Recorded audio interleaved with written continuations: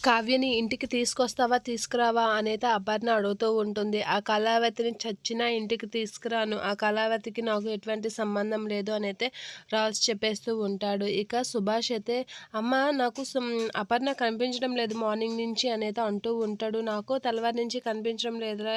నీ రూమ్‌లో రెస్ట్ తీసుకుంటుందేమో అని నేను కూడా అడగలేదు అనైతే అంటూ ఉంటుంది. లేదు అమ్మ నాకు కనిపించడం లేదు అని చెప్పి ఎక్కడికి వెళ్ళింది అని అడుగుతూ ఉంటుంది బామ్మ.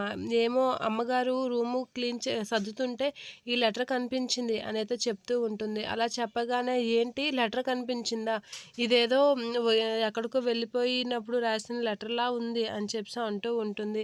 వదిన ఎక్కడికో శాశ్వతంగా వెళ్ళిపోయినట్లుగా ఉంది. అందుకే లెటర్ రాసి మరి వెళ్ళిపోయింది అనైతే అంటూ ఉంటుంది రుద్రాని. ఆ మాటలకి రాజు షాక్ అవుతూ ఉంటాడు. ఇక రుద్రాని అయితే ఏంటి వదిన లెటర్ రాసి వెళ్ళిపోయిందంటే అసలు ఇక్కడికి వచ్చే ఉద్దేశమే లేనట్లుగా ఉంది అని చెప్పేసి అంటూ ఉంటుంది. ఇక రుద్రాని అన్న మాటలకి టెన్షన్‌తో రాజు అయితే నిజంగా అమ్మ ఇల్లు వదిలేసి వెళ్ళిపోయిందా అనైతే అనుకుంటూ ఉంటాడు. ఇక అపర్ణ అయితే తన కారుతో కావ్య వాళ్ళ ఇంటికైతే వెళ్ళిపోతూ ఉంటుంది. అలా వెళ్ళిపోయి వస్తున్న అపర్ణనైతే కావ్య ఇంటికొచ్చి, "ఏంటి అత్తయ్య మీరు బ్యాగ్ యేసుకొని ఇక్కడికి వచ్చారు ఏంటి?" అనంటే, "నేను ఆ ఇంటి నుంచి ఇంటికి శాశ్వతంగా వచ్చేసాను. మీ ఇంటి దగ్గర నేను శాశ్వతంగా ఉండడానికి నీ దగ్గరికి వచ్చేసాను" అని చెప్పి కావ్యతో అయితే అపర్ణ చెప్తూ ఉంటుంది. అలా చెప్పగానే కావ్య షాక్ అయ్యి అలా చూస్తూ ఉండిపోతూ ఉంటుంది.